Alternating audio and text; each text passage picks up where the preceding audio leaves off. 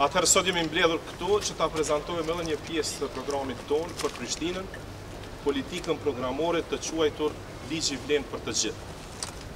Kjo ka të bëjë politika programore më së shumti me lejet urbanistike, me ndërtimet pa leje, me kaosin urbanistik që është shkaktuar në Prishtinë që nga vitet e paslutjes. Arsyeja pse po e bëjmë sot është se sot në kuvend, në Komisionin për Bujqësi, Planifikim Hapësinor, ka filluar edhe një herë diskutimi për legalizim. Diskutim për ligjin për legalizim, i cili pas diskutimeve në kuvend do të aprovohet dhe do të vlej për të gjithë qytetarët e Kosovës, respektivisht edhe për komunën e Prishtinës. Prandaj ne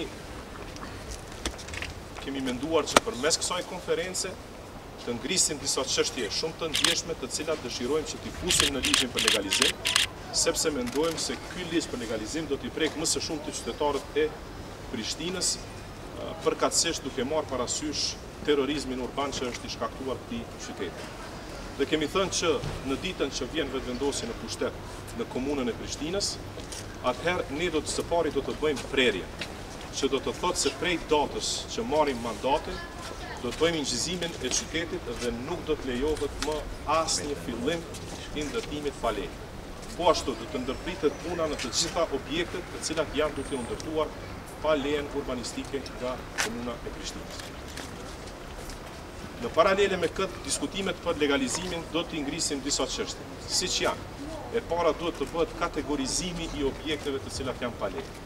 Kategorizimi i cili do të bëhet sipas vendodhjes së ndërtimit, madhësisë së ndërtimit dhe po ashtu funksionit të çdo ndërtesje që është pa leje në komunën e Prishtinës.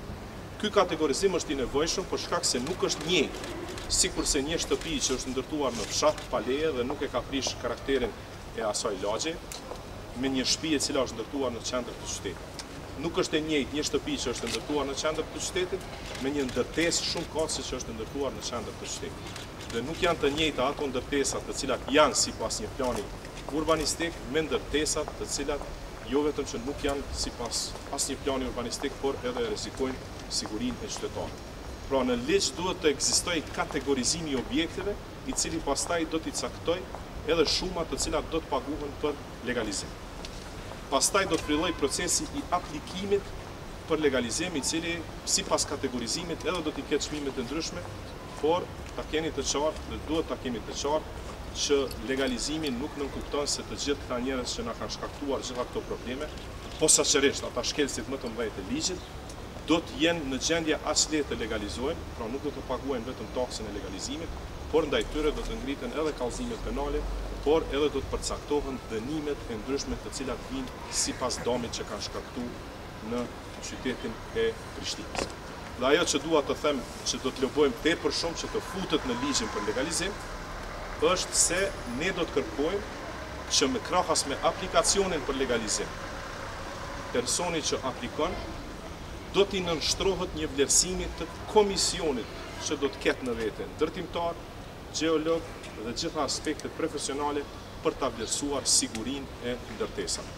Nëse vlerësohet se ai objekt i kalon ato, pastaj do të kemi vlerësimin se si mund të legalizohet. Mirë, po nëse vlerësohet se ai objekt është i rrezikshëm për të banuar në të, unë mendoj se askush nga profesionistët nuk do ta marrë përgjegjësinë që të nënshkruajë mbi një objekt që nuk është i sigurt. Për fund, arsyeja pse kemi vendosur që të jemi këtu, pikërisht para këtyre garazhave, është që të tregojmë se si e konsideron pushteti qendror dhe pushteti lokal sundimin e ligjit dhe faktin se ligji nuk vlen për të gjithë. Pushteti qendror me këtë objekt këtu ka treguar dhe dëshmon se për ta ligji nuk vlen. Ndërsa pushteti lokal me këtë që e ka lejuar dëshmon se nuk guxon të ballafaqohet me këta njerëz të cilët mendojnë se ligji vlen vetëm për të tjerët e jo për ta.